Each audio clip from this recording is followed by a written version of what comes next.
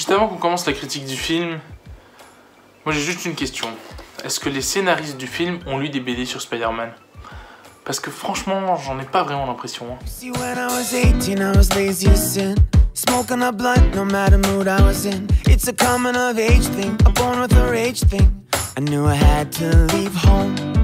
So I packed my big blue bag and I took off to New York. I got a one-bedroom with the flag on the porch. I said I'll see you. Messieurs, dames, Venom est un film, malheureusement,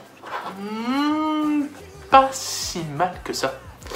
Ouais, j'ai été beaucoup médisant sur le Venom que Sony allait sortir, en disant c'est pas le personnage d'Eddie Brock qu'on connaît, parce qu'à part Tom Hardy, c'est pas ouf. J'ai jamais compris cette histoire de faire un Venom sans Spidey, sans pouvoir d'araignée. Parce que, à part le fait qu'il s'appelle Venom, qu'il soit un symbiote qui chope Eddie Brock, parce que le mec aurait pu s'appeler n'importe comment, hein, on s'en fiche, parce que c'est pas Eddie Brock en soi. Bah ouais, à part le fait que ce soit un symbiote extraterrestre qui infecte un gars, il n'y a rien en rapport avec Venom, il n'y a pas cette rage qu'il avait contre quelqu'un en particulier, du coup Peter Parker, mais là on peut pas puisqu'on n'a pas Spider-Man.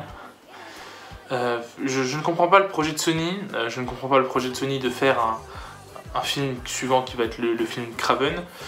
Concentrez-vous sur Into the Spider-Verse qui est une très bonne idée, et concentrez-vous sur des films live avec par exemple Miles Morales, Spider-Gwen, parce que ça vous avez les droits, vous avez juste filé Spider-Man à Marvel et pas tout le Spider-Verse, et il y a beaucoup de choses à faire. Pourquoi faire? Puis le Venom de Sam Raimi était pas raté, donc je vois pas l'intérêt d'avoir refait un film sur Venom.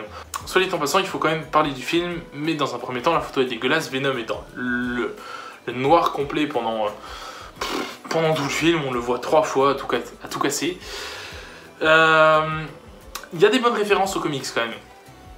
Enfin, moi je dis, j'avais l'impression qu'ils n'avaient pas lu de comics.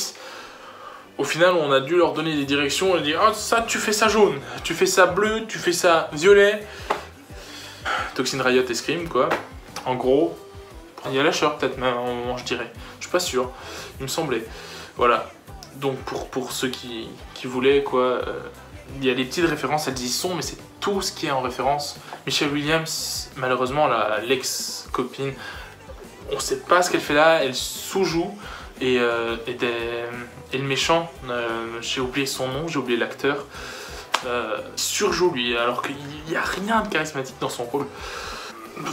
J'ai pas grand chose à vous dire, c'est pas la boost que j'attendais. Apparemment ça fait des scores de dingue. Donc il y aura peut-être une suite, la scène post-générique d'ailleurs annonce une suite qui est plutôt sympa.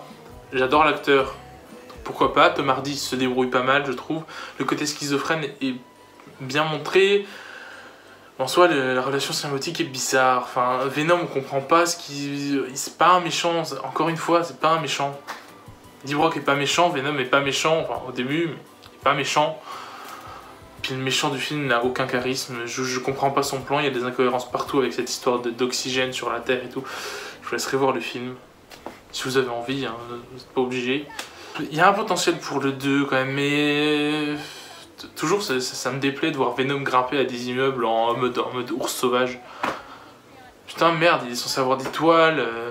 Je veux bien qu'on réadapte des comics, y a pas de soucis. Civil War j'avais bien aimé, on réadaptait un comics. Infinity War on réadapte, ça m'a posé de soucis, c'était très bien.